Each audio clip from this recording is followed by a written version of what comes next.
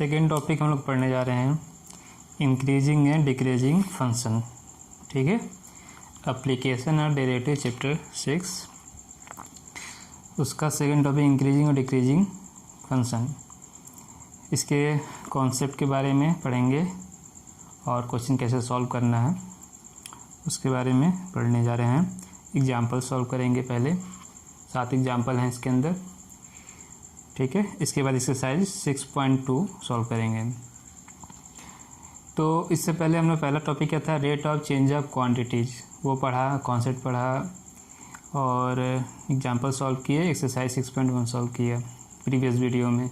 ठीक है, तो इंक्रीजिंग और डिक्रीजिंग फंक्शन ये है क्या। ठीक है, जो फंक्शन है इसके बारे में डिटेल में हमने फर्स्ट चैप्टर में रिलेशन ऑफ फंक्शन में इसको पढ़ा है। 11th में भी फर्स्ट चैप्टर में और 12th में भी पढ़ा है। ठीक है, और फिर उसको उस फंक्शंस को कैसे डेरिवेटिव करना है, उनका डेरिवेटिव कैसे फाइंड करना है, उसके बारे में भी हमने प्रीवियस चैप्टर में पढ़ा है, चैप्टर नंबर 5 में। तो इंक्रीजिंग और डिक्रीजिंग फंक्शन क्या है ये पढ़ने हम लोग जा रहे हैं। ठीक है, तो हम एक फंक्शन को कंसीडर करते हैं। चलिए एक बुक में देखते हैं, एक फंक्शन कंसीडर किया गया f of x equal to X square. ठीक है, तो इसको समझने के लिए एक इसने फंक्शन कंसीडर किया है f of x equal to X square where x belongs to R real number, where x belongs to real number. ठीक है, तो इस सेक्शन में हम लोग यही कहेंगे कि फंक्शन हमारा इंक्रीजिंग है डिक्रीजिंग है, ये कैसे हम पहचानेंगे। ठीक है, और इंक्रीजिंग है डिक्रीजिंग है ये पहचानेंगे या नहीं है, और उनका इंटरवल कैसे फाइंड करेंगे, किस इंटरवल में इंक्रीजिंग हो रहा है, किस इंटरवल में डिक्रीजिंग हो रहा है। ठीक है, और उसको मैथमेटिकली रूप में कैसे हम रिप्रेजेंट करेंगे, ये चीज़ें हम सीखेंगे। और दो थ्योरम है और देखना है। तो सबसे पहले इस फंक्शन को f ऑफ x को कंसीडर कर लिया गया और इसका डायग्राम बनाए। इस फंक्शन का डायग्राम यदि बनाते हैं हम, कैसा शेप मिलता है, पैराबोला के बारे में आपने 11th में पढ़ा है। ठीक है, तो इसका डायग्राम मिलेगा पैराबोला।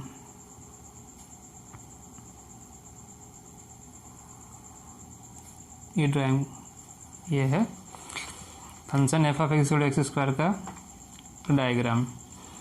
तो इससे हमें क्या रिप्रेजेंट हो रहा है। ठीक है, और ग्राफ कैसे रिप्रेजेंट करते हैं इसको भी 8-9 में हमने सीखा है। ठीक है, x की वैल्यू पुट करते जाएंगे और f ऑफ x की वैल्यू हम लोग फाइंड करेंगे। ठीक है, x की वैल्यू और फिर f ऑफ x की वैल्यू। पहले हम इस नेगेटिव वैल्यू के लिए, ये पॉजिटिव एक्सिस है, इधर नेगेटिव एक्सिस है, और इधर पॉजिटिव y एक्सिस है, इधर नेगेटिव y एक्सिस है। ठीक है, तो ये देखते हैं, पहले नेगेटिव वैल्यू पुट करते हैं तो क्या इफेक्ट पड़ता है, फिर f ऑफ x की क्या वैल्यू आती है और पॉजिटिव पुट करने पे क्या वैल्यू आती है, इसको देखते हैं। यदि हम x की वैल्यू नेगेटिव पुट करें, -2 पुट करते हैं, 4 आएगा, और आप -3/2 पुट करते हैं, 9/4। 9/4 का मीनिंग है 2 कंप्लीट 1/4। ठीक है, दैट इज़ 2.25 आएगा। ठीक, फिर आप -1 पुट करेंगे, 1 -1/2 पुट करेंगे तो ये आएगा वैल्यू 1/4। ठीक है, 0 पुट करने पे 0 आ गया। ये सारी नेगेटिव वैल्यू पुट किया हमने। ठीक है, मान लीजिए -1/2 यहाँ पे कहीं है। ठीक है, तो हम इसको इंक्रीजिंग ऑर्डर में -2 से 0 तक गए। ठीक है, ये कैसा ऑर्डर है, नेगेटिव में इंक्रीजिंग ऑर्डर है, ठीक है। एक्स की वैल्यू हम इंक्रीज कर रहे हैं, इसका क्या इफेक्ट पड़ रहा है फंक्शन में वो हमने नोट किया, और इसी डाटा के आधार पे हम ये डायग्राम बना लेंगे, सेकेंड कोऑर्डिनेट में बनेगा, ठीक है। 0 का नहीं शो कर रहा है, ठीक, ये आगे समझ में आपको। अब ये पॉजिटिव के लिए देखिए, पॉजिटिव वैल्यू यदि पुट करते हैं एफ ऑफ एक्स पे क्या इफेक्ट पड़ता है, 0 पे 0 आएगा, 1/2 पे 1/4, 1 पे 1, 3/2 पे 9/4 और 2 पे 4, ठीक है। तो ये भी क्या है, 0 से लेके मान लीजिए 2 यहाँ कहीं पर है, 0 से 2 तक हम इसको इंक्रीजिंग ऑर्डर में ले गए, और इसका क्या इफेक्ट आएगा एफ ऑफ एक्स पे, इसको हम देखेंगे, ऑब्जर्व करेंगे। तो ये भी वैल्यू इंक्रीजिंग है, लेफ़्ट टू राइट है, ये भी वैल्यू इंक्रीजिंग है, लेफ़्ट टू राइट है, ठीक है। Left to right, left to origin गए हैं, और इसमें ओरिजिन, इसमें भी हम लोग किधर गए हैं, values right to origin, origin से राइट की तरफ गए हैं। ये चीज़ें समझ में आएगा। आप देखिए फंक्शन पे क्या इफेक्ट पड़ रहा है, ये सब जो है इस बुक में ये फंक्शन लेके डायग्राम बनाया गया है, ठीक है। देखिए हमने फंक्शन एफ ऑफ एक्स को लिया गया है, X belongs to real number, और इसका डायग्राम बनाया गया है, और यहाँ पे रिप्रेजेंट किया गया एक्स की वैल्यू क्या क्या लिया गया है, और एफ ऑफ एक्स की वैल्यू क्या क्या आई है, ठीक है। यहाँ से रिप्रेजेंट कर रहा है -2, तो ये 4 यहाँ पे आएगा, ठीक है। और -1 की वैल्यू कितनी दी है, 2.25, वो वैल्यू रिप्रेजेंट किया गया है, 0 पे 0।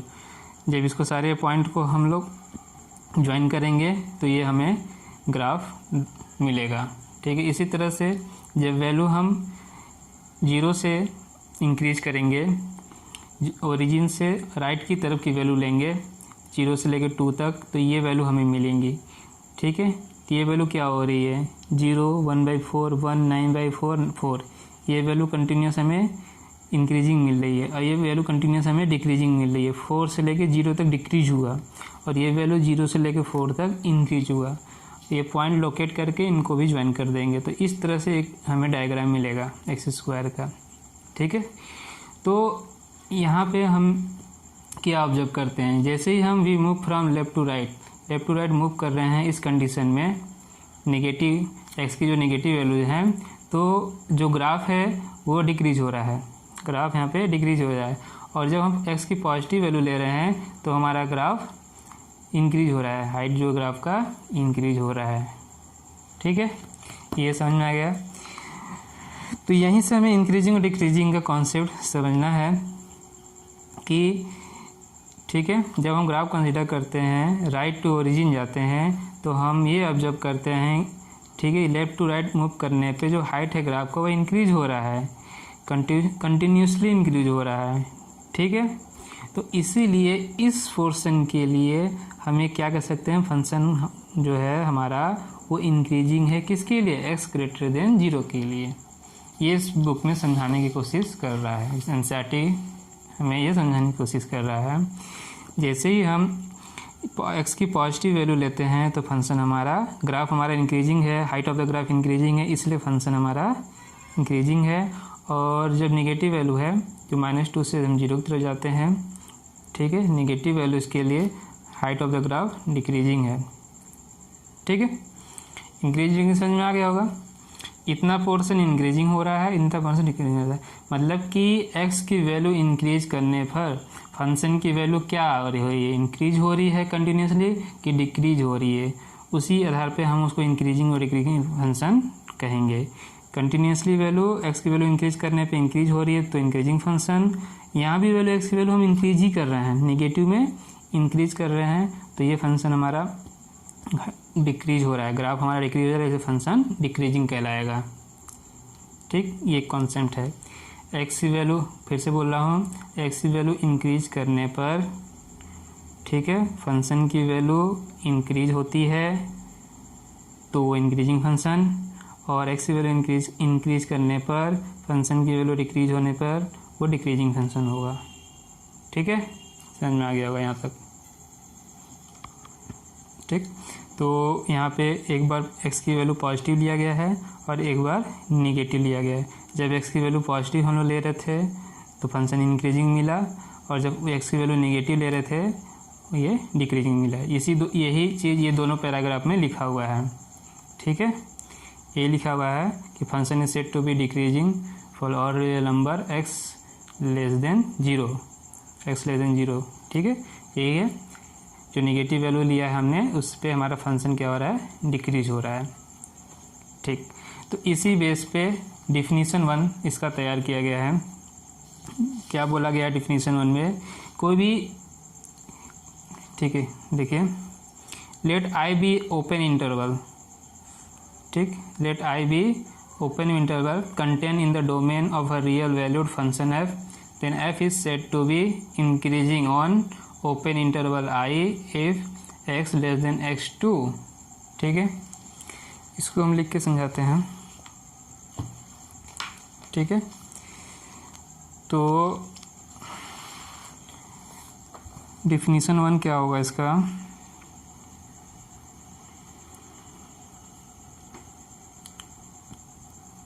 ठीक। मान लिया आई कोई ओपन इंटरवल है, let I be open interval, let I be open interval, ठीक है। Contain in the domain of real valued function, contain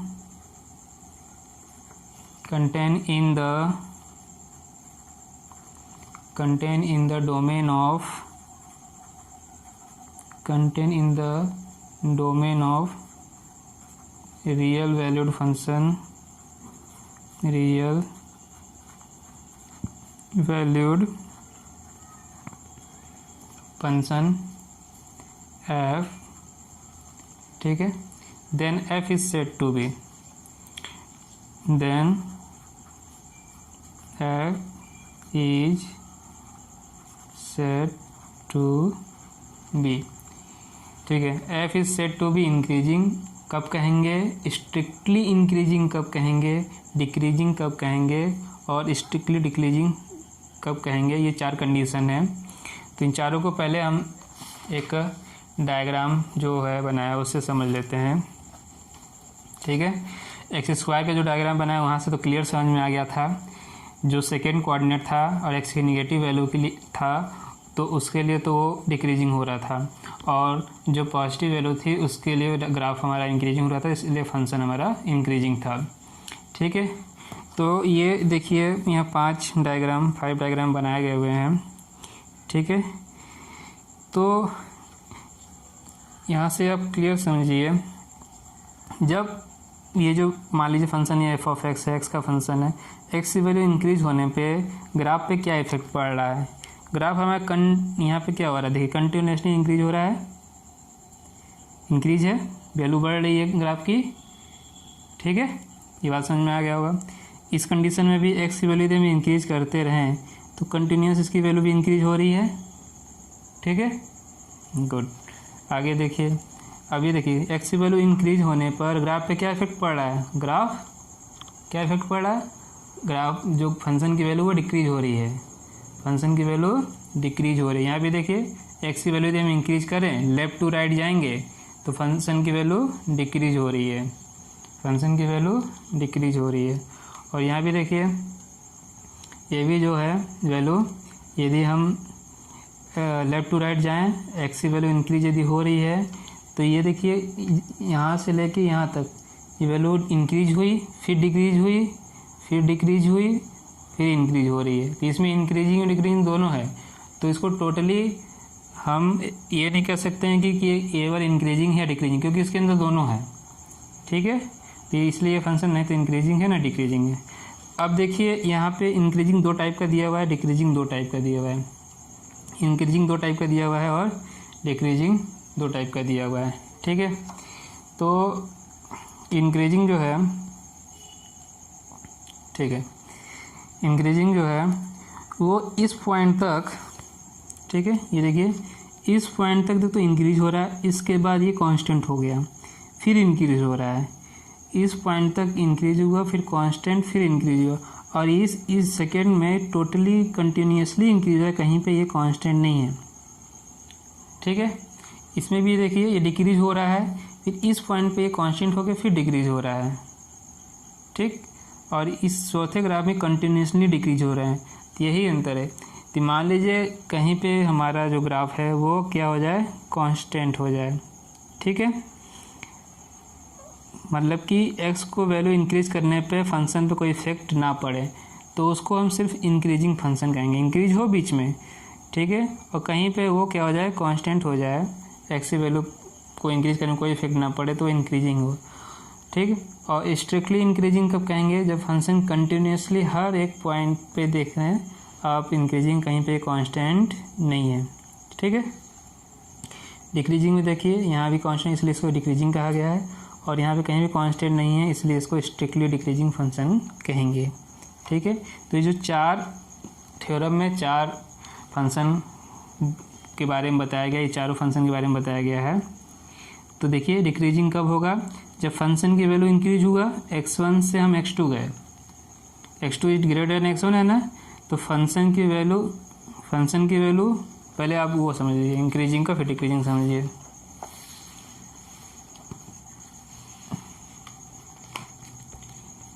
ठीक है,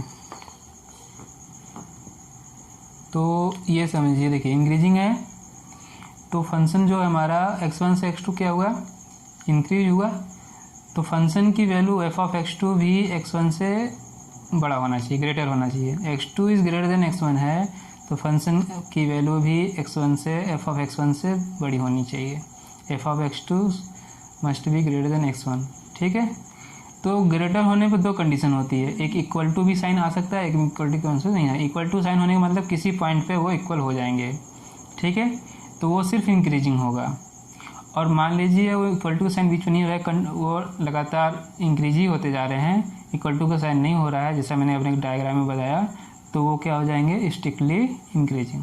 क्या हो जाएगा, स्ट्रिक्टली इंक्रीजिंग। ये दोनों में डिफरेंस है, इक्वल टू का साइन होने पे सिर्फ इंक्रीजिंग, इक्वल टू का साइन नहीं होने पे स्ट्रिक्टली इंक्रीजिंग, स्ट्रिक्टली इंक्रीजिंग।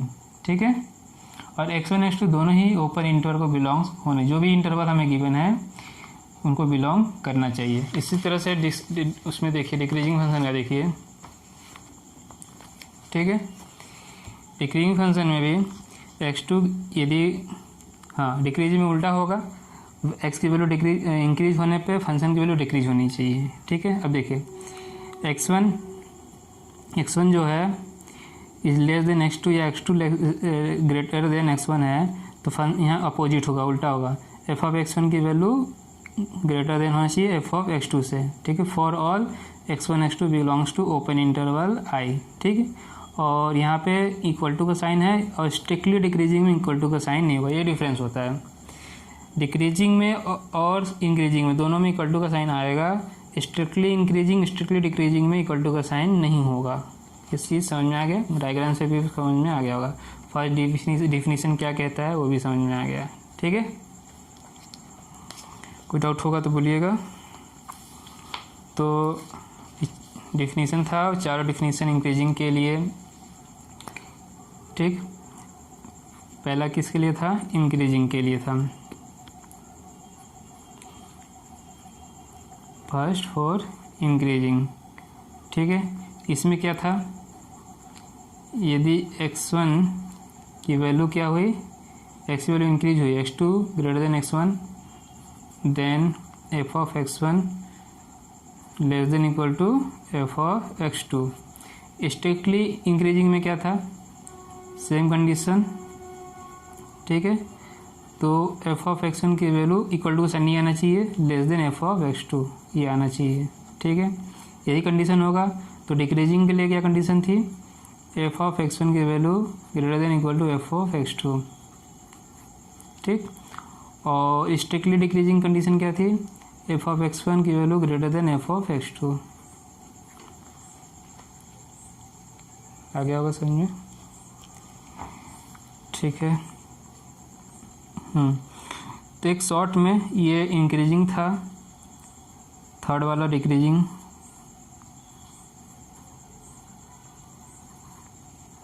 ठीक।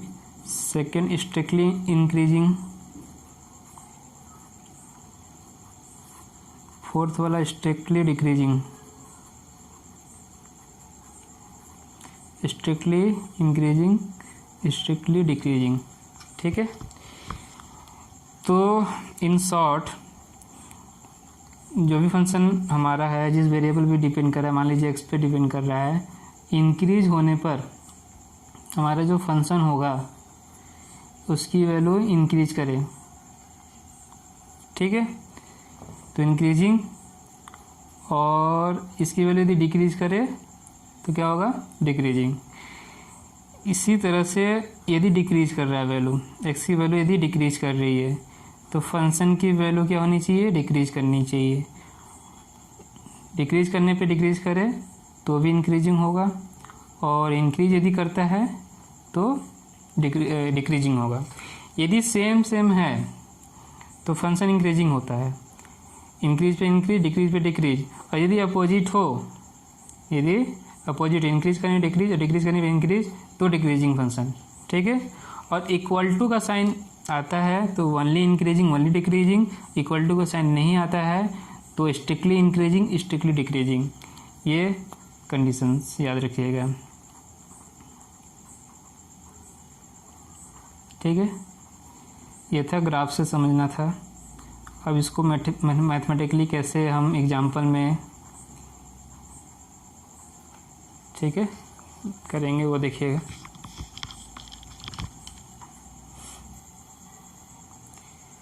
एग्जाम्पल नंबर 7 देख लीजिए। So that the function given by f of x equal to 7x minus 3 is strictly increasing on R, is strictly increasing on R, ये prove करना है, ठीक है। तो मैथमेटिकली इसका करने का क्या तरीका है, हम x1 x2 दो जो नंबर है इसके डोमेन में, ठीक है, आर गिवन है, उसमें दो नंबर x1 x2 कंसिडर करेंगे और ये कंसिडर करेंगे कि x2 की value is greater than x1, ठीक है। ये करने का प्रोसेस है। Let x1 x2 be any two number in real number R, then x1 less than x2, ये हमने कंसिडर किया। अब हम ये रिप्रेजेंट करेंगे f of x1 is less than f of x2। इससे क्या हमसे डिपेंड हो रहा है कि x1 की वैल्यू इंक्रीज हो रही है। यदि x से लेके x2 तक हम जा रहे हैं तो x2 की वैल्यू बड़ी है, तो इसी तरह से f ऑफ x2 की वैल्यू भी f ऑफ x1 से बड़ी होनी चाहिए। समझ में आ गया ना। x की वैल्यू यदि बड़ी है, इंक्रीज हो रही है, x2 की वैल्यू x1 से बड़ी है, तो x2 पर जो फंक्शन की वैल्यू f ऑफ x2, ठीक है, और f ऑफ x1 की जो वैल्यू है x1 पे, वो f ऑफ x2 की वैल्यू f ऑफ x1 से बड़ी होनी चाहिए, ठीक है। यही प्रूव करना है। और उल्टा आ गया तो डिक्रीजिंग हो जाएगा, ठीक है। अब ये देखिए कैसे कैसे करते हैं। अब देखिए x के साथ किसका मल्टीप्लिकेशन है, 7 के साथ, तो दोनों साइड किसका मल्टीप्लिकेशन कर देंगे, 7 का। x के साथ जो भी नंबर मल्टीप्लिकेशन हो, डिवाइड में हो, सबसे पहले वो काम हम करेंगे, ठीक है। तो 7 का बोथ साइड मल्टीप्लाई कर देंगे। इसके बाद 7x के साथ क्या गया, 3 को सब्ट्रैक्ट किया गया है, तो यहाँ पे बोथ साइड हम लोग 3 को सब्ट्रैक्ट कर देंगे, हो गया। तो ये क्या रिप्रेजेंट कर रहा है, f ऑफ x1, ये क्या रिप्रेजेंट कर रहा है, f ऑफ x1, ये क्या रिप्रेजेंट कर रहा है, f ऑफ x2। तो ये रिप्रेजेंट होगा ना f of x2 less than f of x1, ठीक। तो ये एक तरीका है करने का। आप जो एग्ज़ाम में आएंगे इंक्रीजिंग प्रूव करने के लिए, इंक्रीजिंग या डिक्रीजिंग, तो ये प्रोसेस को हम लोग फॉलो करेंगे, ठीक है। तो ये डिफरेंशियल 1 हमने पढ़ा था, ये डिफरेंशियल 2 पे ही इसको सॉल्व किया गया है, ठीक है। आते हैं नेक्स्ट कॉन्सेप्ट पे, फर्स्ट डेरिवेटिव टेस्ट। किस पे, फर्स्ट डेरिवेटिव टेस्ट। तो कह रहा है कि फर्स्ट डेरिवेटिव टेस्ट जो हम अभी बता रहे हैं, फर्स्ट डेरिवेटिव टेस्ट से भी हम इंक्रीजिंग और डिक्रीजिंग फंक्शन को सॉल्व करेंगे, प्रूव करेंगे, जैसे एग्जांपल नंबर 8 में है। तो इसके लिए कहा कि मीन वैल्यू थ्योरम, जो हमने प्रीवियस चैप्टर में रोले थ्योरम और मीन वैल्यू थ्योरम पढ़ा है, ठीक है, उसका कॉन्सेप्ट मालूम होना चाहिए। तो ये थ्योरम, उसके बारे में थ्योरम क्या कहता है कि कोई फंक्शन यदि कंटिन्यूस है क्लोज इंटरवल ए बी में और डिफरेंशियल है ओपन इंटरवल ए बी में, कोई function f, let f be the continuous on close interval a b and differential on open interval a b। ठीक है, ये कंडीशन हो गई। तब 3 कंडीशन होंगी ए बी सी, कब इंक्रीजिंग कहेंगे, कब डिक्रीजिंग कहेंगे, कब कांस्टेंट फंक्शन कहेंगे। ठीक है, तो फंक्शन इंक्रीजिंग होगा in interval close interval A B यदि उसका हम फर्स्ट डेरिवेटिव फाइंड करें और वो फर्स्ट डेरिवेटिव की वैल्यू पॉजिटिव हो। ठीक है, if first derivative is greater than 0 मतलब पॉजिटिव हो। ठीक है, for each x belongs to A B, इस interval open interval A B में कोई भी पॉइंट हम इसके अंदर रखें उस पूरे इंटरवल के लिए इसकी वैल्यू पॉजिटिव आनी चाहिए। और उस पूरे इंटरवल के लिए यदि फर्स्ट डेरिवेटिव की वैल्यू निगेटिव आई, लेस देन 0 आई, तो वो क्या हो जाएगा, डिक्रीजिंग। समझ में आ गया। इंटरवल के लिए, ओपन इंटरवल के लिए फर्स्ट डेरिवेटिव वैल्यू यदि पॉजिटिव आ रही है तो इंक्रीजिंग फंक्शन होगा, और इसके लिए डिक्रीजिंग आ रही है, सॉरी नेगेटिव वैल्यू आ रही है तो फंक्शन हमारा डिक्रीजिंग होगा। और फर्स्ट डेरिवेटिव की वैल्यू यदि 0 आ रही है, फर्स्ट डेरिवेटिव की वैल्यू यदि 0 आ रही है ओपन इंटरवल रखने पर, तो फंक्शन हमारा कांस्टेंट होगा, तो फंक्शन हमारा कांस्टेंट होगा। ठीक है, तो ये फर्स्ट डेरिवेटिव भी समझ में आ गया होगा। ये 2 मेथड से x1 x2 पुट करके 2 मेथड से ही हमको इंक्रीजिंग डिक्रीजिंग फंक्शन फाइंड करना होगा। एक ये जो है x1 x2 पुट करके x1 लेस देन x2 और बाद में f of x1 less than x2, इस मेथड से, और एक ये फर्स्ट डेरिवेटिव टेस्ट से। ठीक है, क्वेश्चन एग्जाम में कैसा भी आए उसमें यदि मेंशन नहीं है कि किस मेथड से हमें करना है तो हम दोनों में से किसी मेथड से सॉल्व कर सकते हैं, इंक्रीजिंग डिक्रीजिंग फंक्शन प्रूव कर सकते हैं। और यदि मेंशन है कि उसमें फर्स्ट डेरिवेटिव टेस्ट से ही करना है तो आपको इसी मेथड से करना होगा, जिसमें क्या करना है, फर्स्ट डेरिवेटिव सबसे पहले फाइंड करना है, फिर इंटरवल की वैल्यू पुट करके चेक करेंगे कि वैल्यू डेरिवेटिव की वैल्यू पॉजिटिव आ रही है, नेगेटिव आ रही है, 0 आ रही है। ठीक है, ये आपको समझ में आ गया होगा। अच्छा, तो इससे ग्राफ से थोड़ा समझ लीजिए कि कैसे ये कह रहा है कि डेरिवेटिव वैल्यू पॉजिटिव है तो इंक्रीजिंग हो जाएगा। तो ठीक है, मान लीजिए ग्राफ बनाते हैं। ठीक है,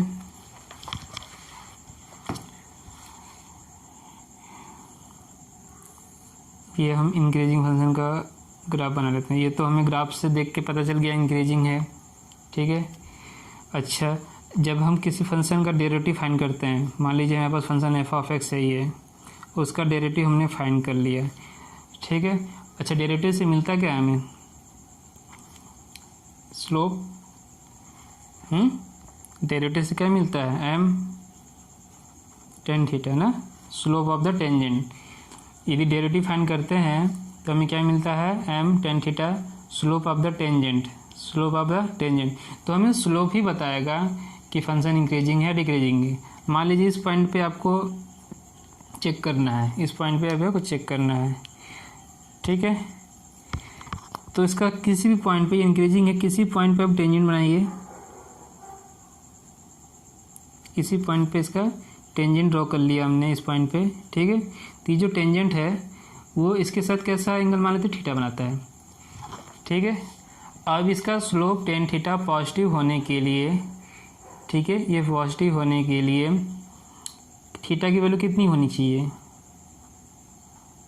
ठीक, 90 तक। कहाँ तक, 90 तक।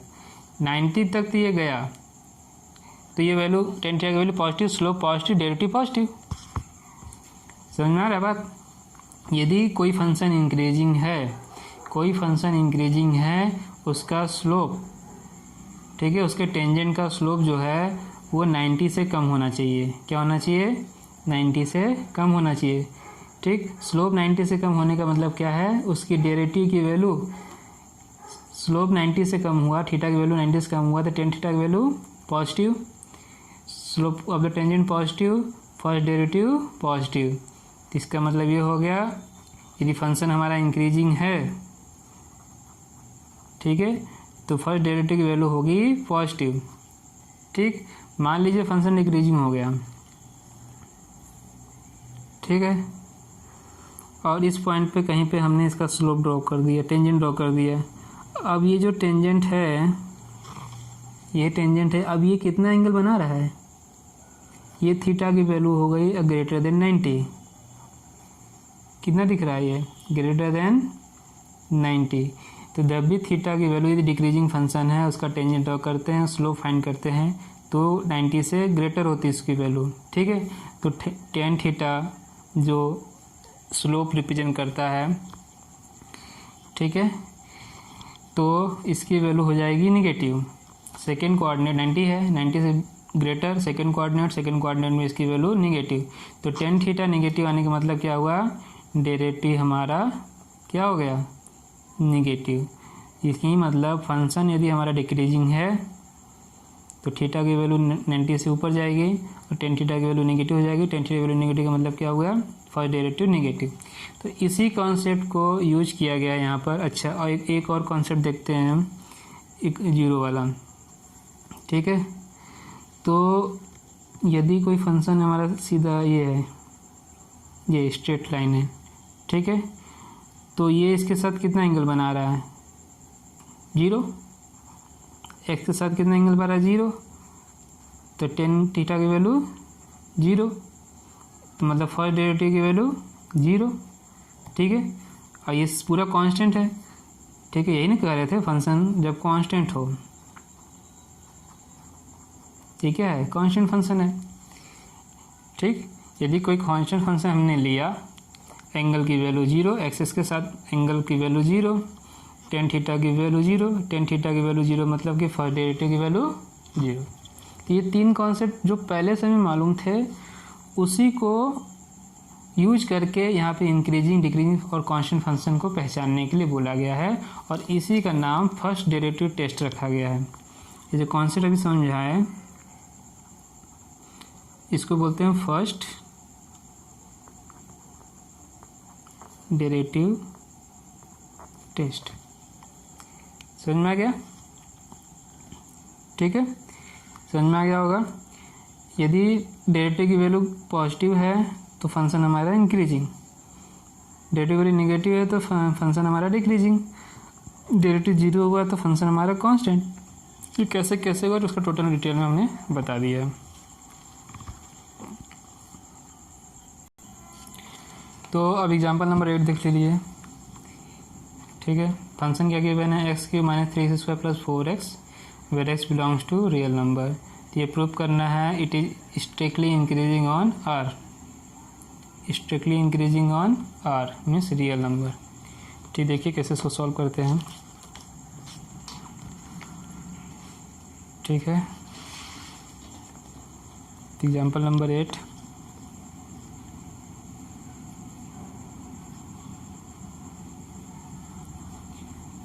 ठीक, solution.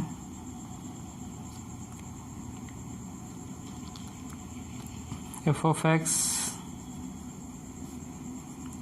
X cube minus 3x² plus 4x where x belongs to real number, ठीक है। तो फर्स्ट डेरिवेटिव से यदि हम करना चाहते हैं हम इसको इंक्रीजिंग शो करना है, ठीक। तो फर्स्ट डेरिवेटिव से यदि हम यूज़ करना चाहें तो सबसे पहले इसका क्या करना होगा, डेरिवेटिव फाइंड करना होगा। ये कितना हो गया, 3x² माइनस 6x प्लस 4, ठीक है। और रियल नंबर एक्स की कोई भी वैल्यू पुट करना है इसमें, तो ये वैल्यू क्या होनी चाहिए, पॉजिटिव आनी चाहिए। वैसे देखिए यदि इसकी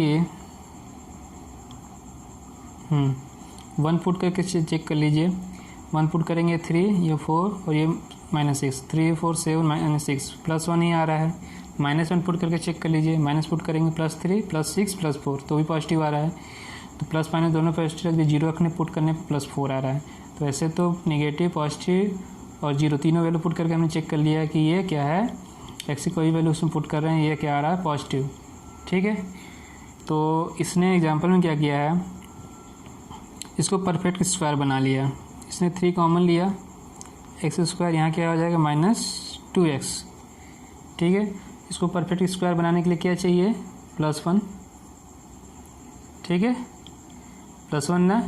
तो 3 से मल्टीप्लिकेशन करेंगे +3, तो 4 में से 3 ले लिया, बचा क्या 1 आया। ये बता रहे हैं क्यों किया है, तो ये हो गया 3 ये हो गया x माइनस 1 का होल स्क्वायर प्लस 1। अब इस कंडीशन में x की कोई भी वैल्यू हम पुट करेंगे, पॉजिटिव निगेटिव या कुछ भी, स्क्वायर करने पे क्या हो जाएगा, पॉजिटिव। ठीक है, फिर प्लस 1 के करेंगे तो भी पॉजिटिव आएगा। तो इसलिए ऐसा किया इसने कि इस फॉर्म में कन्वर्ट कर दो, जिससे ये क्लियर हो जाए कि x की वैल्यू पे डिपेंड ही नहीं कर रहा है, ये स्क्वायर करने पे तो हमेशा तो पॉजिटिव ही हो जाएगा। तो it is clear that first derivative is always positive for all value of x belongs to real number. ठीक है, for all x belongs to real number in every interval.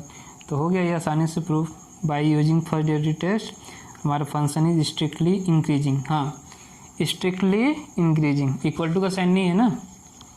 ठीक है, तो function is strictly increasing, function is strictly increasing on given interval R. आ गया होगा proof समझ में। इसी तरह से हम लोग एक्सरसाइज भी सॉल्व करेंगे, नोट समझ गए होंगे। अब एग्जाम्पल नंबर 9 देख लीजिए। ठीक है, तो कह रहा है prove that a function given f of x cos x is strictly decreasing in interval 0 to pi, strictly increasing in pi to 2 pi and neither increasing nor decreasing in 0 to 2 pi. 0 to pi पे decreasing, पाई से 2 पाई पे ये increasing, और 0 से 2 पाई पे ये show करना है नाइदर इंक्रीजिंग ना डिक्रीजिंग। थर्ड वाला तो अपने आप समझ में आया कि 0 से 2 पाई 360 को 2 इंटरवल में तोड़ा गया है, 0 से पाई, 0 से 180 180, और पाई से 2 पाई 180 से लेके 360 तक। तो 0 से 180 के लिए डिक्रीजिंग और 180 से लेकर 360 तक यदि इंक्रीजिंग होगा, तो दोनों को यदि मिक्स करेंगे तो ना ही इंक्रीजिंग होगा ना ही डिक्रीजिंग होगा। ठीक है, थर्ड तो अपने आप क्लियर हो गया है। ए बी प्रूव कर देंगे तो थर्ड अपने आप प्रूव हो जाएगा। तो इसको समझिए। ठीक है, और ग्राफ से भी हम समझाएंगे कैसे ये होगा। एग्जाम्पल 9।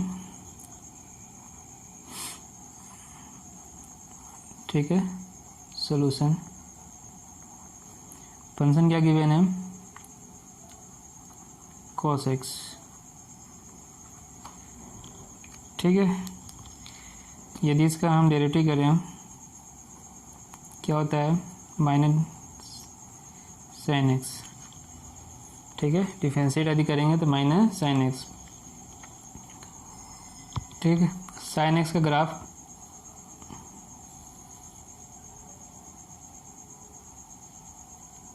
ठीक है, ये एक साइकिल मैंने बनाया है, ऐसे सारे कंटिन्यूस इंक्रीजिंग ये आगे पीछे बने रहते हैं।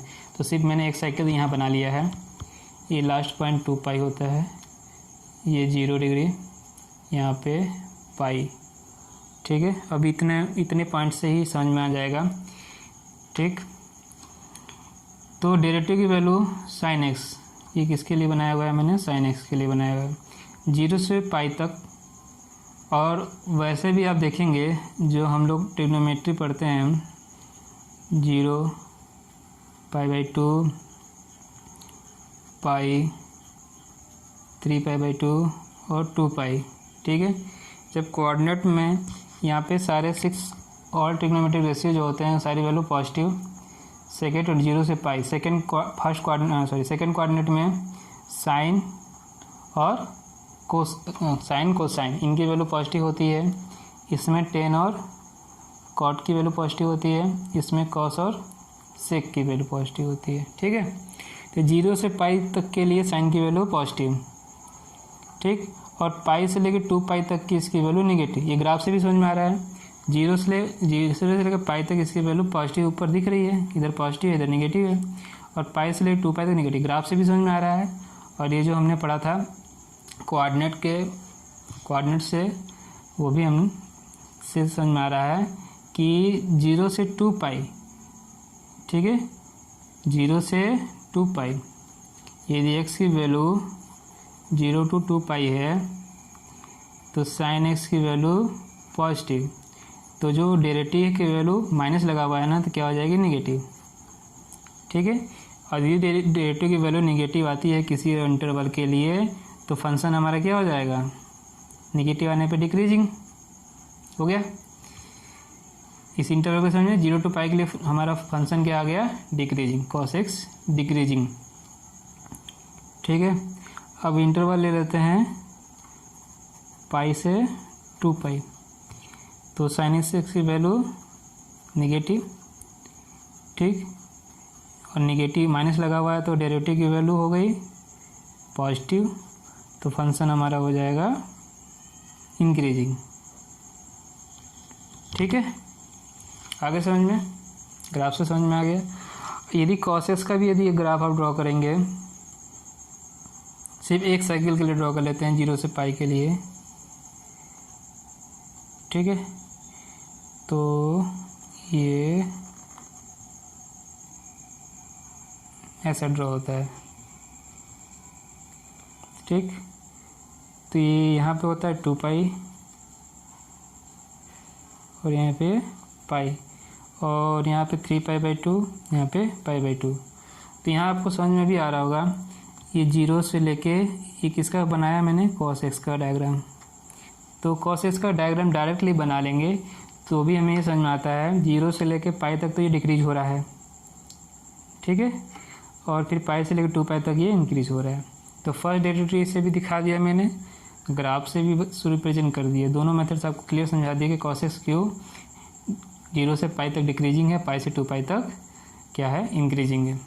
तो बुक में देखिए क्या लिखा हुआ है।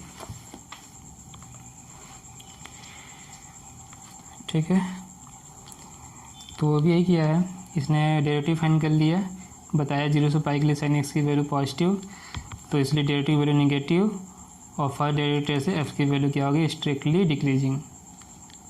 ठीक है, और नेक्स्ट इंटरवल पाई से लेकर 2 पाई तक sin x की value negative, derivative value positive, इसलिए फंक्शन हमारा स्ट्रिक्टली इंक्रीजिंग। जब दोनों को कंबाइन करेंगे तो इससे क्लियर हो गया कि फंक्शन हमारा नाइदर इंक्रीजिंग डिक्रीजिंग है इन इंटरवल 0 से 2 पाई। ठीक है, हमने कहा था ए पहला दूसरा यदि प्रूफ कर लेते हैं तो थर्ड तो अपने आप प्रूफ हो जाएगा।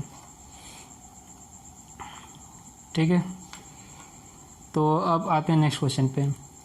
तो ये तो था जो क्वेश्चन थे वो, पहले तो क्वेश्चन हमें कहा 7 में और 8 में दोनों को प्रूफ करो कि इंक्रीजिंग है। तो एक तरह के क्वेश्चन आपके आएंगे कि आपको एग्जाम्पल नंबर 7 और 8 प्रूफ करना है। एक टाइप का ये क्वेश्चन हो गया। दूसरा आपको किसी इंटरवल में इंक्रीजिंग डिक्रीजिंग करने के लिए कह सकता है। ठीक है, और थर्ड जो है इंटरवल फाइंड करने के लिए कहेगा कि किस इंटरवल में इंक्रीजिंग है और किस इंटरवल में डिक्रीजिंग है। क्वेश्चन नंबर 10 और 9 में समझ में आ गया होगा।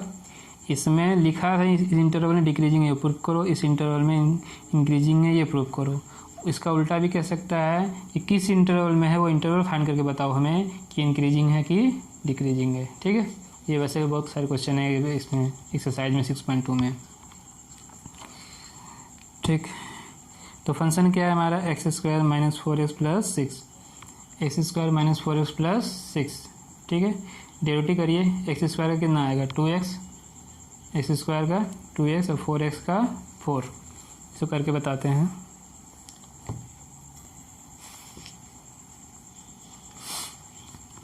जो एग्जाम्पल नंबर 10 है, फंक्शन हमारा गिवन है x² - 4x + 6, तो जो डेरिवेटिव है वो 2x - 4। तो जब इंटरवल किसी क्वेश्चन में इंटरवल फाइंड करने के लिए बोला जाएगा कि इंक्रीजिंग कब है डिक्रीजिंग कब है, तो उस केस के लिए सबसे पहले प्रोसीजर क्या है, डेरिवेटिव फाइंड करके अब उस डेरिवेटिव को 0 के इक्वल टू पुट करिए और पॉइंट फाइंड कीजिए। ठीक है, क्या प्रोसीजर है, डेरिवेटिव फाइंड करके 0 को पुट कीजिए और वहाँ से पॉइंट फाइंड करने की कोशिश कीजिए। तो x की वैल्यू कितनी आ गई, 4/2 दैट इज़ 2। ठीक है, और नंबर लाइन ड्रॉ कीजिए। फंक्शन हमारा एक पॉलिनोमियल फंक्शन है जिसका डोमेन क्या होगा, ऑल रियल नंबर।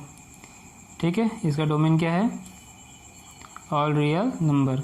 जो x होगा वो क्वेश्चन में दिया नहीं है, हमें खुद से पहचानना होगा कि हमारा ये पॉलिनोमियल फंक्शन है, तो x belongs to real number. तो इसका डोमेन हो गया -∞ टू +∞। कहाँ पे ये 0 आ रहा है? 2 पर। कहाँ पे आ रहा है? 2 पर। ठीक है, तो ये पूरा हमारा नंबर लाइन जो है, रियल लाइन नंबर लाइन, वो 2 इंटरवल में डिवाइड हो गया। ठीक है, एक इंटरवल आया है -∞ से 2, सेकेंड इंटरवल है 2 से इन्फाइनाइट। एक इंटरवल है -∞ टू 2 और दूसरा आया 2 से इन्फाइनाइट। ठीक है, इन दोनों को डिसजॉइंट इंटरवल कहते हैं। ठीक है, डिसजॉइंट इंटरवल। अलग अलग इंटरवल हैं, कोई भी वैल्यू कॉमन नहीं है।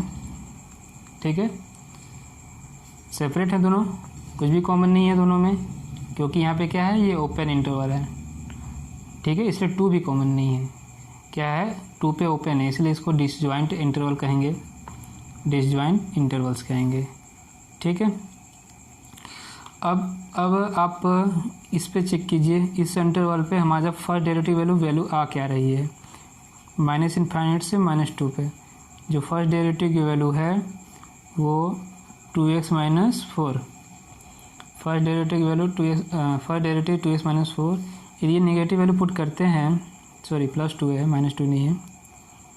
ठीक है, तो एक काम करिए, +1 पुट करके चेक कर लीजिए। +1 पुट करेंगे, 2 - 4 दैट इज -2। क्या वैल्यू आया? -2 है ना, नेगेटिव वैल्यू आया। तो इंटरवल -∞ से 2 तक कोई वैल्यू आप खुद से रखे, चाहिए मैंने 1 रखा है, आप कुछ भी रख लीजिए और चेक करिएगा। तो ये जो फर्स्ट डेरिवेटिव वैल्यू आई, डेरिवेटिव की वैल्यू जो आ रही है वो <0, नेगेटिव। क्या आ रही है? <0, नेगेटिव। इसी तरह से तो हाँ, नेगेटिव आए, इसका मतलब कि इस इंटरवल पे जो फंक्शन है हमारा वो क्या है? Strictly decreasing. क्या है? Strictly decreasing. ठीक है, और इसी तरह से आप 2 से इन्फाइनाइट फर्स्ट डेरिवेटिव 2x - 4 की वैल्यू यदि पुट करते हैं, 3 पुट कर लीजिए, 3 2 6 -4 +2 आया, मतलब >0। तो इस इंटरवल पे हमारा फंक्शन जो है वो क्या हो जाएगा? Strictly increasing. ठीक है, नेगेटिव आने पे स्ट्रिक्टली डिक्रीजिंग। इंटरवल मिल गया। यही 2 इंटरवल फाइंड करना था, किस पे इंक्रीजिंग हो रहा है? इंक्रीजिंग हो रहा है 2 पे, 2 इन्फाइनाइट पे, ओपन इंटरवल 2 इन्फाइनाइट पे। डिक्रीजिंग किस पे हो रहा है? -∞ से +2 पे। इस तरह से आप फाइंड करेंगे। फर्स्ट डेरिवेटिव फाइंड करेंगे, =0 पुट करेंगे, जो भी पॉइंट आएगा वो पूरा हमारा नंबर लाइन, यदि एक पॉइंट आ रहा है तो 2 इंटरवल में, डिसजॉइंट इंटरवल में डिवाइड हो जाएगा। यदि 2 x की वैल्यू आ रही हैं तो 3 डिसजॉइंट इंटरवल आएंगे। फिर उस इंटरवल पर चेक करेंगे फर्स्ट डेरिवेटिव वैल्यू क्या आ रही है। फर्स्ट डेरिवेटिव वैल्यू यदि नेगेटिव आई तो strictly decreasing, first derivative value positive आई तो स्ट्रिक्टली इंक्रीजिंग। ठीक है, अब एग्जाम्पल नंबर 10 तो हो गया, अब 11। एग्जाम्पल 11 पढ़िए। तो अगला क्वेश्चन इसलिए दिया है, इसमें 2 पॉइंट आएंगे। Find the interval in the function f given by f(x) 4x³ -6² -72x + 30 strictly increasing strictly decreasing. इसमें भी सेम क्वेश्चन है, इंटरवल बताइए जिसमें इंक्रीजिंग हो और डिक्रीजिंग हो। ठीक है, तो फंक्शन क्या गिवन है? फंक्शन हमारा गिवन है 4x³ -6x² -72x + 30। 4x³ -6x² + 72x + 30। ठीक है, डेरिवेटिव फाइंड कर लीजिए।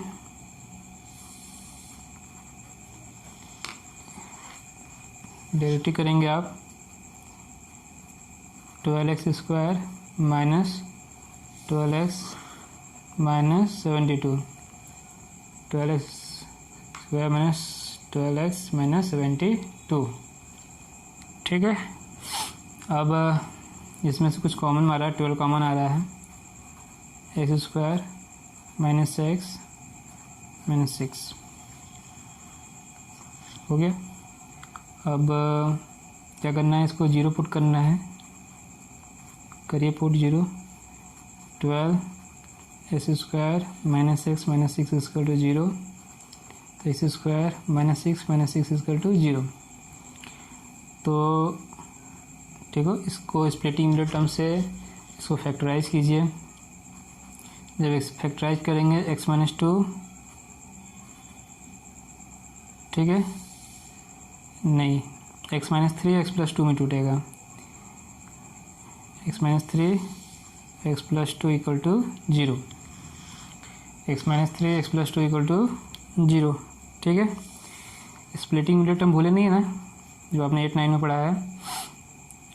तो ये हो जाएगा minus 3x plus 2x minus 6 equal to 0, x common ले लेंगे, x माइनस 3 प्लस 2 कॉमन ले लेंगे, x माइनस 3 इक्वल टू 0। तो ये होगा x minus 3 x plus 2 equal to 0। तो यहाँ से x की दो वैल्यू आई, एक 3 और एक माइनस 2। ठीक है, x की वैल्यू 3 और माइनस 2। नंबर लाइन ड्रॉ कीजिए। ये भी पॉलिनोमियल फंक्शन ही है, तो x की जो वैल्यू होगी पूरी real number, x belongs to real number. तो एक माइनस 2 है और एक 3 है। ठीक है, और ये माइनस इन्फाइनाइट प्लस इन्फाइनाइट तो रहेगा ही। तो एक इंटरवल हमें मिला माइनस इन्फाइनाइट से -2 से 3, ठीक है, और 3 से इन्फाइनाइट प्लस इन्फाइनाइट। ये सब डिसजॉइंट इंटरवल होंगे। ठीक है, ये सारे डिसजॉइंट हैं, एक दूसरे से जुड़े हुए नहीं हैं। ठीक, अब फर्स्ट डेरिवेटिव पे चेक करना है, इस पे क्या इफेक्ट पड़ता है। ठीक, तो जो हमने फैक्टराइज किया अभी, इसको यदि यहाँ फैक्टराइज करके लिखते हैं 12 एक्स माइनस 3 और एक्स प्लस 2, साइन ही चेक करना है हमें, पॉजिटिव आ रहा है या नेगेटिव आ रहा है।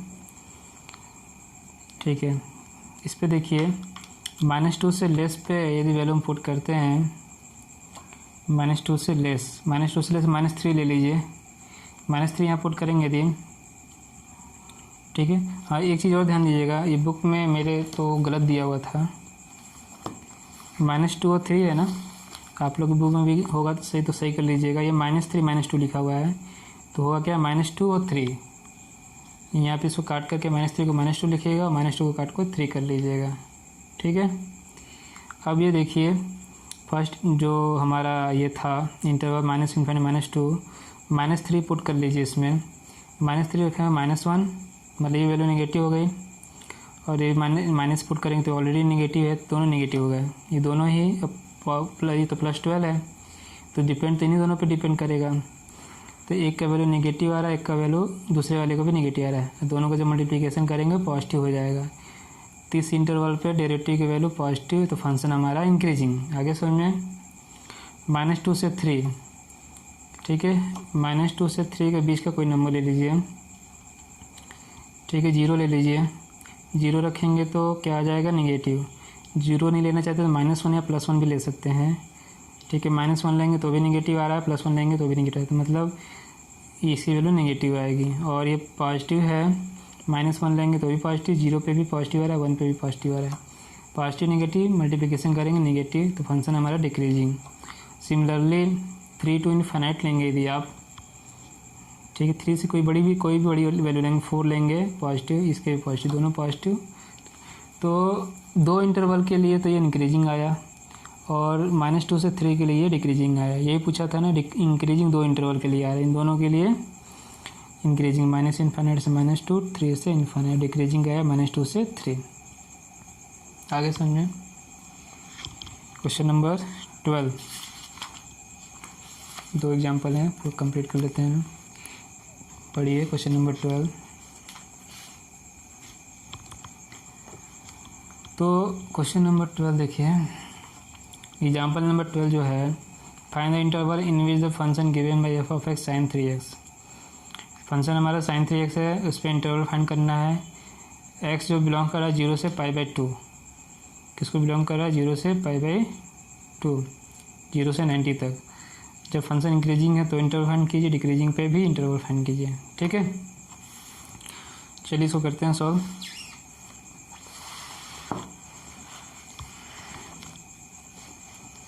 तो example number 12,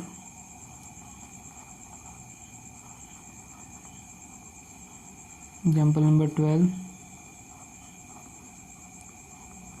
solution. Example number 12 solution. तो एग्जाम्पल 12 सॉल्यूशन, ठीक है। तो फंक्शन क्या है हमारे पास, साइन 3x, और x की value belongs to close interval 0 से π/2। पहला स्टेप क्या है, डेरिवेटिव फाइंड करना। यहाँ पे कंपोजिट फंक्शन है, ये चेन रूल यूज होगा। साइन का क्या हो जाएगा, कॉस प्लस कॉस 3x का दोबारा आप डिफ्रेंशिएट करेंगे तो 3 होगा, 3 cos 3x। ठीक है, अब क्या करना होता है, फर्स्ट डेरिवेटिव को 0 पुट करना है, यानी cos 3x को 0 पुट करना है। ठीक है, ये मतलब cos 3x = 0। अब cos की वैल्यू 0 कब होगी, ठीक है, cos की वैल्यू 0 कब होती है, ये कोऑर्डिनेट बना लिया हमने। यहाँ 0 डिग्री है, π/2 पे है, पाई पे 3π/2 और 2π। ठीक है, तो cos की वैल्यू एक π/2 पे और एक 3π/2 पे। ठीक है, इन दो जगहों पे इसकी वैल्यू 0 होगी, π/2 पे,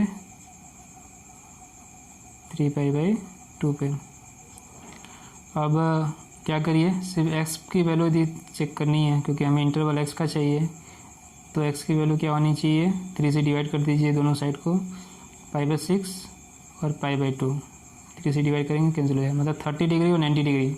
x की वैल्यू क्या यदि है 30 डिग्री और 90 डिग्री है तो फर्स्ट डेरिवेटिव वैल्यू 0, तो पॉइंट तो हमें मिल गया। अब इंटरवल, ठीक है, अब इंटरवल चेक करते हैं हम। तो देखिए इंटरवल पूरा नंबर लाइन नहीं दिया हुआ है, 0, π/6 और π/2, 0 से π/2 के बीच में ही करना है, तो हमें 2 इंटरवल मिलेंगे। ठीक है, हमें 2 इंटरवल मिलेंगे।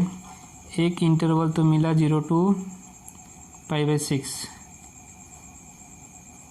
ठीक है, एक मिला π/6 से π/2। ये दोनों क्लोज इंटरवल है, तो 0 को इंक्लूड करना है, π/2 को भी इंक्लूड करना है, 0 को इंक्लूड करना है और π/2 को भी इंक्लूड करना है। और π/6 पे ये क्या हो रहा है, 0 आ रहा है, तो ये डिसजॉइंट हो जाएगा, ओपन इंटरवल होगा।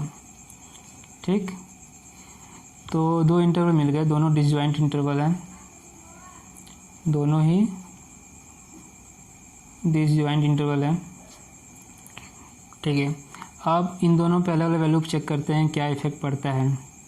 यदि हम इंटरवल लेते हैं 0 से π/6, ठीक है, तो ये जो डेरिवेटिव है हमारा 3 cos 3x, ठीक है, π/6 पुट करने पे ये वैल्यू हो जाएगी π/2 90 डिग्री। तो मतलब कि cos की वैल्यू है 0 से 90 पॉजिटिव, फर्स्ट कोऑर्डिनेट में इसकी वैल्यू आ रही है, फर्स्ट कोऑर्डिनेट में इसकी वैल्यू पॉजिटिव। ठीक है, 90 तो जाना नहीं, 90 से पहले है, लेस देन 90 होना चाहिए, ग्रेटर देन 0 होना चाहिए। ठीक है, तो इसकी वैल्यू पॉजिटिव आ रही है, तो फर्स्ट डेरिवेटिव हमारा आया पॉजिटिव, फर्स्ट डेरिवेटिव क्या आया? पॉजिटिव। ठीक है, तो इस इंटरवल के लिए फंक्शन हमारा इंक्रीजिंग, स्ट्रिक्टली इंक्रीजिंग हो गया। ठीक है, तो यही चीज़ यहाँ तक समझाया है बुक में भी। ठीक है, यदि हम x की वैल्यू 0 to 5/6 इंटरवल में लेते हैं, x की वैल्यू 0 से लेके 5/6 है, 0 इंक्लूड हो रहा है, क्लोज है, तो जो 3x है, जो cos का एंगल 3x है, वो 0 से 90 हो गया। मतलब cos की वैल्यू कहाँ निकालनी है? 0 से 90 के लिए निकालनी है। 0 से 90 यदि जाएंगे, ठीक है, 0 से 90 रखेंगे और फर्स्ट कोऑर्डिनेट में ये वैल्यू आई, और फर्स्ट कोऑर्डिनेट वैल्यू cos की वैल्यू पॉजिटिव होती है, इसलिए फर्स्ट डेरिवेटिव वैल्यू पॉजिटिव आई। ठीक है, इसी तरह से जो अगला इंटरवल है π/6 π/2, 30 से 90, x की वैल्यू 30 से 90, 3 से मल्टीप्लिकेशन करेंगे तो 90 से 3π/2 हो जाएगा। ठीक है, क्या हो जाएगा? 90 से 3π/2, π/2 से लेके 3π/2। तो सेकेंड और थर्ड कोऑर्डिनेट है। सेकेंड और थर्ड कोऑर्डिनेट आपको पता है कि cos की वैल्यू निगेटिव, यहाँ पे साइन कोसाइन या टेन कॉटेड, तो इस सेकेंड और थर्ड क्वाड्रेंट में cos की वैल्यू नेगेटिव, इसलिए जो डेरिवेटिव वैल्यू हो जाएगी नेगेटिव। ठीक है, और डेरिवेटिव वैल्यू नेगेटिव है तो इसका मतलब फंक्शन हमारा डिक्रीजिंग। ठीक, समझ में आ गया होगा। तो दोनों इंटरवल हमें पता चल गए।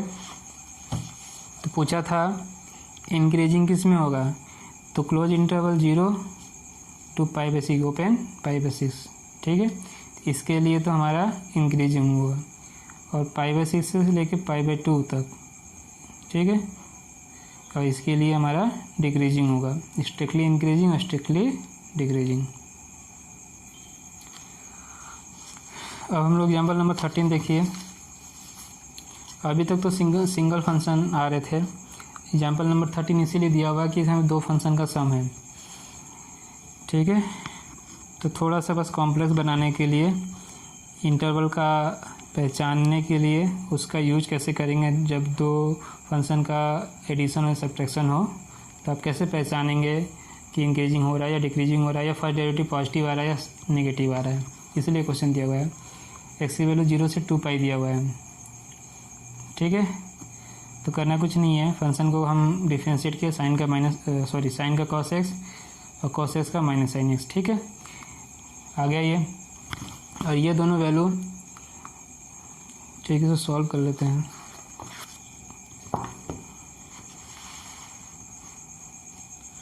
तो एक काम करिए, एग्जाम्पल नंबर 13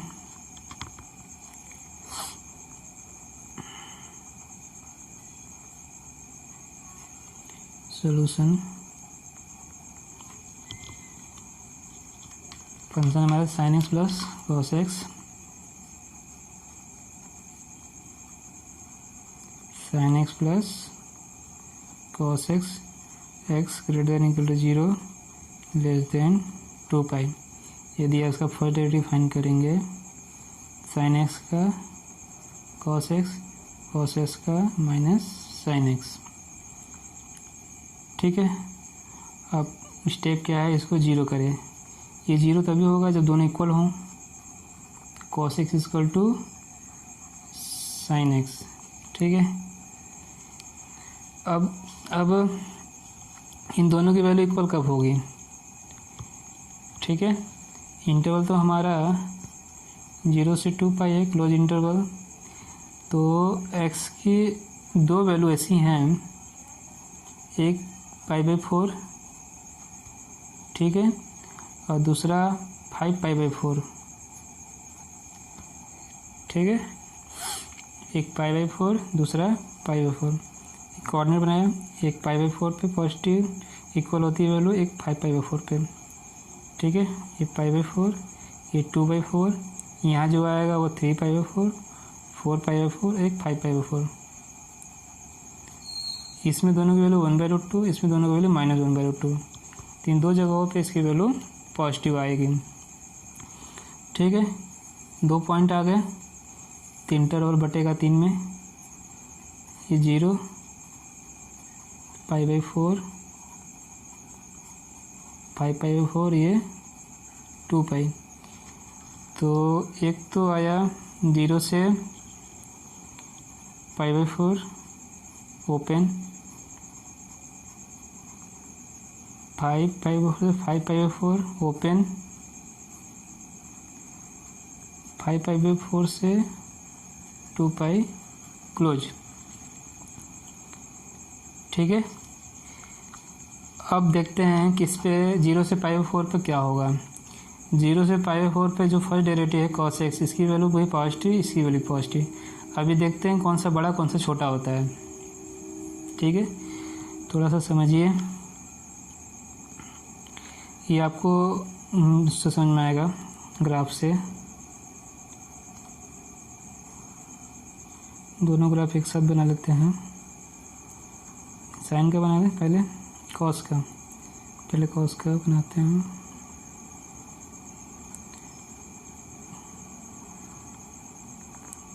फिर साइन।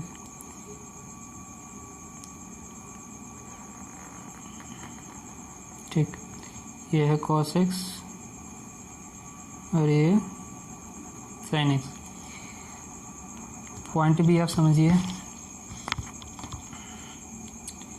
ये 2π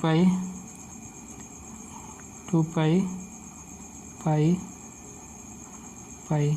ठीक है, π/4 है ना, तो एक तो ये भी बनाना पड़ेगा। तो ये जो पॉइंट है ये π/2 का है और ये 3π/2 का है। π/2 3π/2। ठीक है, π/4 देखना, इसका भी आपको,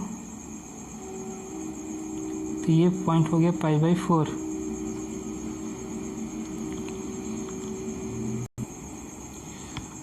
अब 0 से π/4 का देखिए, साइन की वैल्यू जो है, मैक्सिमम वैल्यू जो साइन की होती है वो 90 डिग्री पे +1। तो फर्स्ट जो जा रहा है 90 से, 0 से 90 तक जाएंगे यदि हम, तो साइन की वैल्यू 0 से लेके 1 तक इंक्रीज हो रही है। तो π/4 तक की बात हो रही है, तो 0 से लेके π/4 मतलब 0 से लेके कितना 1/2 कितनी वैल्यू जाती है इसकी, 0 से लेके 1/2, मैक्सिमम वैल्यू 1/2। ये समझ में, कॉस की वैल्यू +1 से इंक्रीज होती है, कहाँ तक पहुँचती है 1/2। मैक्सिमम वैल्यू +1 है इसकी और मिनिमम वैल्यू 1/2 है। समझ में आया? ठीक है, इसका मतलब ये है कि 0 से π/4 के लिए कॉस की वैल्यू ग्रेटर होती है, साइन की वैल्यू स्मॉलर होती है। इसकी मैक्सिमम वैल्यू +1 है, मिनिमम वैल्यू 1/2 है। इसकी 0 है और मैक्सिमम वैल्यू 1/2 है। तो इसका मतलब कॉस की वैल्यू पॉजिटिव बड़ी है, साइन की वैल्यू छोटी है। सेपरेट करेंगे तो पॉजिटिव। तो फर्स्ट डेरिवेटिव क्या आ गया, डेरिवेटिव जो वैल्यू आ गई इसके इंटरवल के लिए, इस इंटरवल के लिए पॉजिटिव।